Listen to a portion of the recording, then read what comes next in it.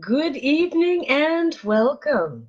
I'm Sheila Belgavin, principal of Simply Improve Health, and I help people to train better and longer and recover more quickly, have improved sleep, and enjoy better quality of health in general using simple, plant-based, and native to the body products and simple techniques. This evening, live was prompted by an event that I attended actually during the summer back in August. It was a celebration of the life of a yet another young man whose life was cut short um, needlessly. And it was an inspiring event, people coming together, the community, the local police, local dignitaries, and the grieving family to celebrate this young life and to make the point that we are failing our children. One of the things that really impressed me about the day, I mean, there was music, there was poetry, there were former people who were young people who had been, in gangs and had turned their lives around, and the parents of people of young who lost their children due to violence among youth. And one of the things that impressed me about that is that youth violence makes no distinctions, has no color, has no race, has no religion. There were white families, there were black families, there were Asian families, there were all families. The whole community is hurting. And it just made me think that while it was lovely that out of all of this tragedy, um, the family has started a foundation to be able to work with local police and community organizations to try and turn things around, because we're losing our young people at an alarming rate. We really are. If they're not going to war, they're killing each other in war, turf wars on our streets. The pressure that we're putting our young people under is just amazing. It's not just the pressure of exams. It's not just the peer pressure. It's not just the pressure of just growing up. Now they have existential things to worry about. Am I going to go to school and make it home alive? Is some crazy person going to run a car off the road and try to kill me?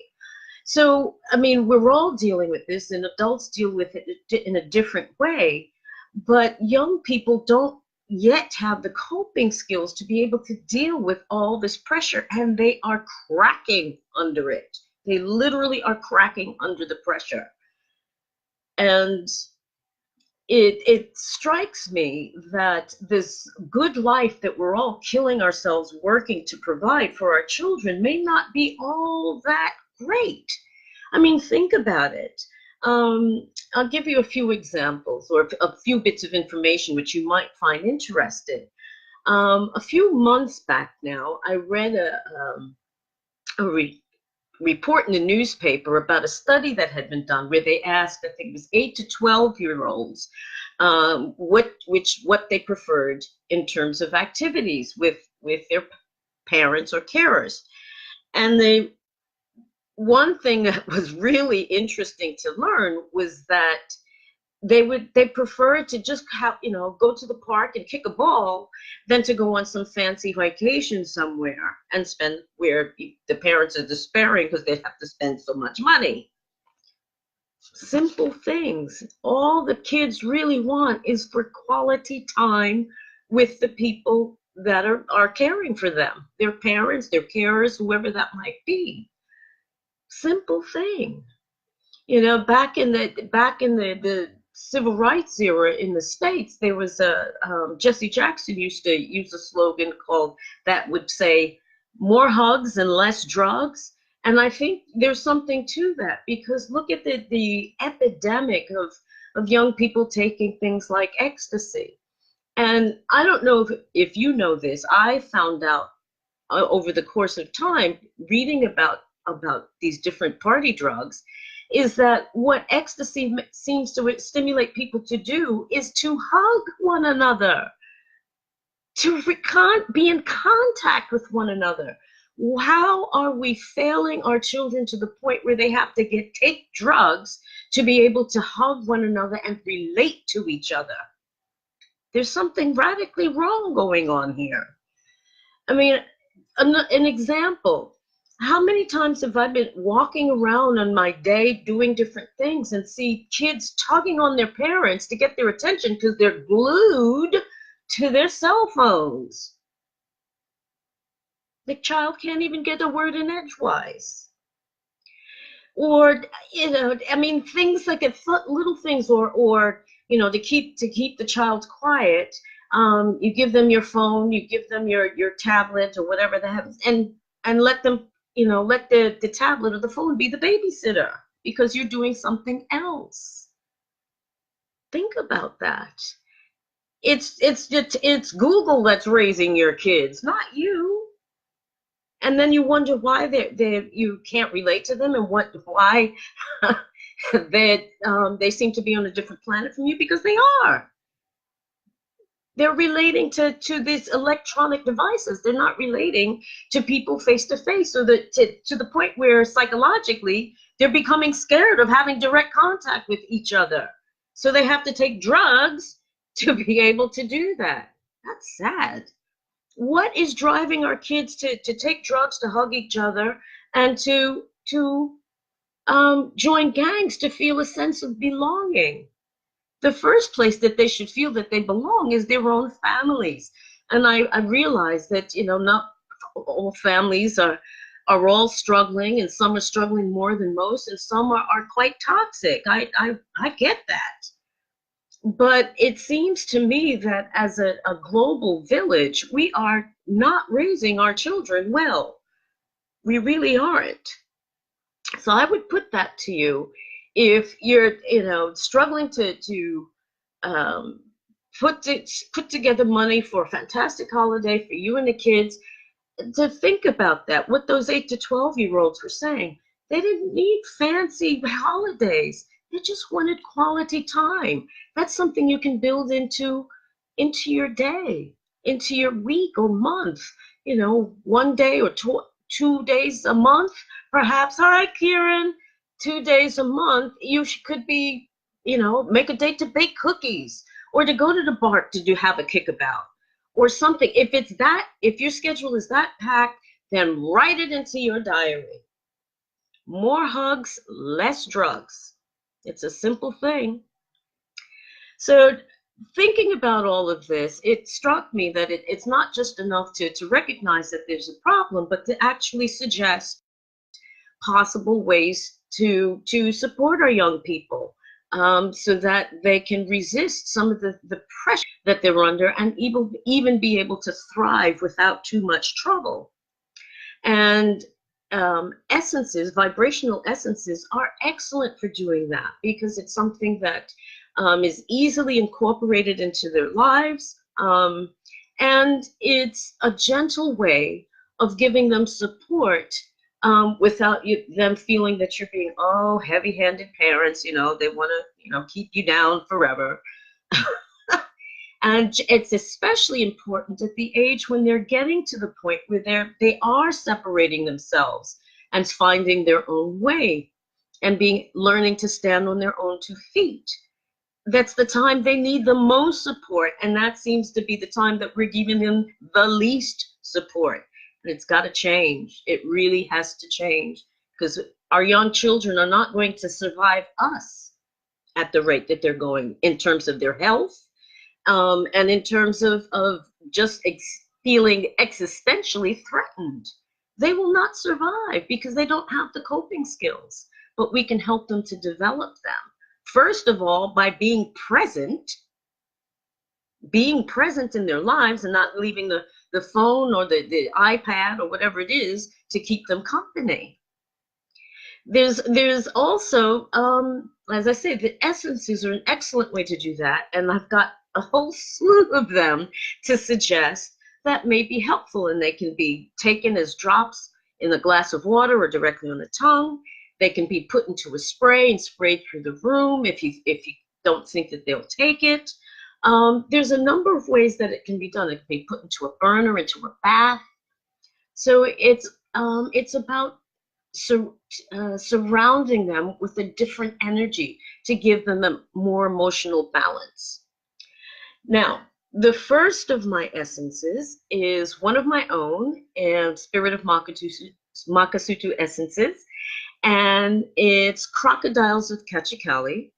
No, it wasn't made. It was made with crocodile energy from real crocodiles, but I assure you there is nothing reptilian in the essence. But this essence is about two things which can be helpful to young people. One is creativity. It helps remove creative blocks. And just as a note, in Cuba, they issue flower essences and vibrational essences on their national health system, and they give it to their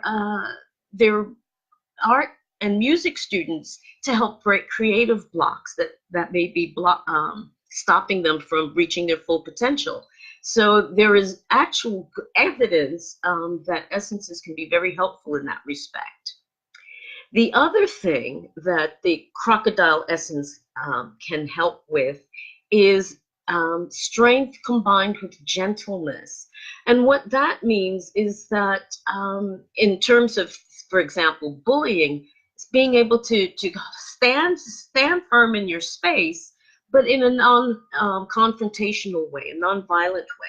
And I realize that there are people out there that no matter how you respond to them, they're going to be bullying in their behavior. And I've got an essence for that too. Just wait. The next set of essences come from the Wild Earth animal essences. The first of which is lion, and as you can well imagine, lion would help young people, not just young people, but all of us, to develop more courage, inner strength, and to face our fears, whatever they may be, whether it may be exam fears or it may be kind of social fears, social interaction fears, or other things that we may not even be aware of. The next is also a lion, but it's mountain lion, and it's slightly different because it helps us to move through our fears and to develop some more self-confidence. There will be a link with pictures of all of these essences and descriptions attached to this live once the post goes up. The next essence is excuse me, armadillo. And as you can imagine from the armadillo, which looks like it's wearing a little coat of armor, it's about healthy armoring for developing a thicker skin, if you will, and not to be quite so sensitive. It's also about moving around in your environment in safety and security, which is exactly why the armadillo has his breastplate on, to protect him from predators. The next and last of the Wild Earth animal essences is turtle. And again, you think of turtles and they have a hard shell that's protective, and they can draw themselves in to protect themselves. And that's exactly what the essence does. It provides emotional and psychic protection. So, I mean, particularly if young people are particularly sensitive, or they may feel that they may be bullying in some way, particularly cyberbullying is a great problem now. This is something that can help them to give them the strength to and emotional protection they need to not take it so much to heart. My next two essences come from FES Quintessentials, which I have mentioned before as well. The first of which is Black Cohosh. And that Black Cohosh gives us the courage to confront instead of retreating from abusive, threatening, or abusive or threatening relationships or situations. Now, it doesn't mean that you're going to go in if somebody's coming at you, somebody's is bullying a young person, they're going to come back at them in a violent way. No, but it helps them to be able to stand their ground, and, if necessary, remove themselves, have the strength to remove themselves from the situation. The next essence is borage, and borage has been used since the time of the Romans for courage. It was used to staunch wounds in battle, and there was even an expression that went something along the lines of borage, take borage to increase your courage. So it's been known for increasing the stoutness of heart within us. And that's what this essence does as well. It helps bolster our courage. Now, this next set of essences are made by a friend and colleague of mine, Julie Bowman. They're called the Lotus Holistic Essences. And I chose 3 essences from her range, the first of which is Bluebell, which, if you've ever seen a field of bluebells, you know that they have these very straight stalks, and it is just this bright, bright blue carpet. But even so, each individual flower kind of stands in its own little space, and Bluebell is about that, is about being able to stand in your own space. So this essence helps to reduce fear and to feel safe even in chaotic situations, difficult situations. For example, a child being a bone of contention, if you will, between divorcing parents. Very, very stressful. Another essence is Forsythia. And Forsythia is, again, a bright yellow, very cheerful, very much a sacral chakra color, where we express our will in the world. And it helps to bolster our courage, increase our courage, and help improve our inner strength and fearlessness to be able to handle life's ups and downs. And the last essence that I have is Mahonia, which has a lovely perfume, by the way, very nice. And that's to awaken and strengthen our warrior spirit. And that doesn't mean, no, that your teenagers is going to go out and start beating up people. It just means that if there may be a person that has a more gentle and quiet personality, that's easily led or easily pushed, this will help them to be able to find that inner strength to stand. And also, it instills self-control, particularly in intimidating situations. So it will help them to find the inner resources that they need to be able to face out to situations that are difficult, and find a way through.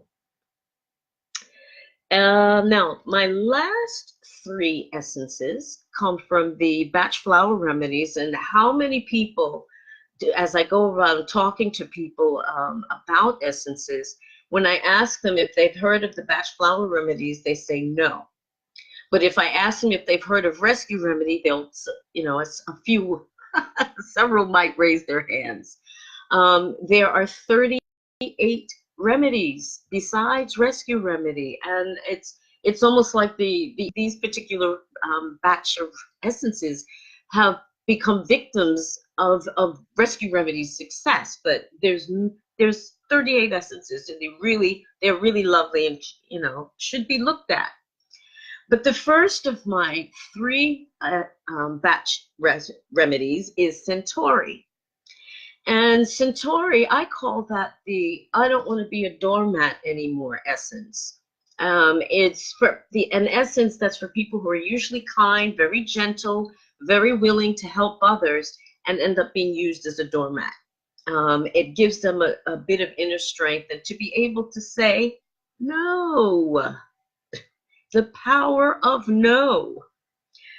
My next one is for people who don't seem to learn their lessons. And I don't mean just school lessons, I just mean lessons in life. They don't learn from their mistakes. And this particular essence is that's excellent for this is chestnut bud, not the full chestnut flower, but the bud itself. It's like to be able to take on new information and incorporate it so it actually flowers in the person's life going forward. And finally, vine. And vine is in a strange way for leaders, leaders who become tyrants, who become bullies. Um, and I could think of a few world leaders that could probably benefit from that, but we won't go into that. But vine is for people with have a tendency to exhibit bullying behavior.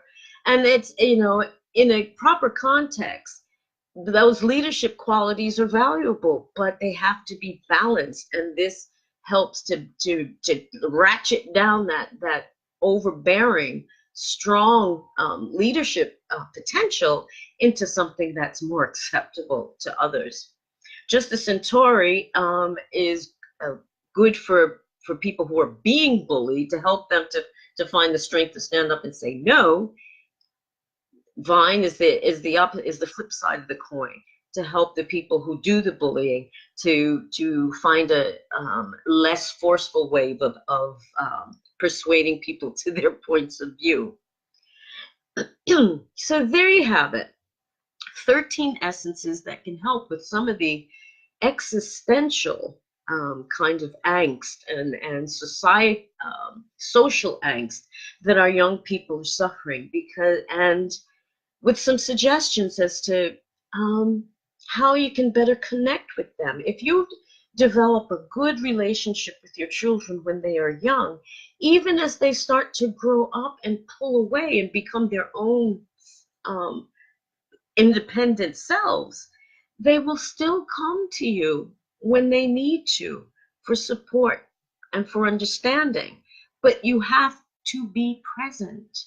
So I would challenge you to think about in the coming days as you interact with your children, whatever their age, are you present? Are you really present? Are you really communicating with them? Do they know that they can come to you anytime if there's something that they need to discuss or to sound out or advice about? Are you there for them? Do they believe that? Or do they have to turn to other people, drugs, gangs, whatever, because they're not getting that primary support at home? Think about that. Thanks so much for watching and listening. I hope you found this of value. If you did, drop me a comment, leave me a love hearts, thumbs up, or something. If you disagree with what anything I've said, let me know. I'm willing to learn and be able to and change position. I would hope I'm never so rigid that I would never be able to, based on new information, be able to make a different decision about things. Rigidity is not such a good thing, especially when you're dealing with children. Thanks again for watching. Have a lovely evening and a great week next week, and I'll see you again soon. Take care and bye-bye.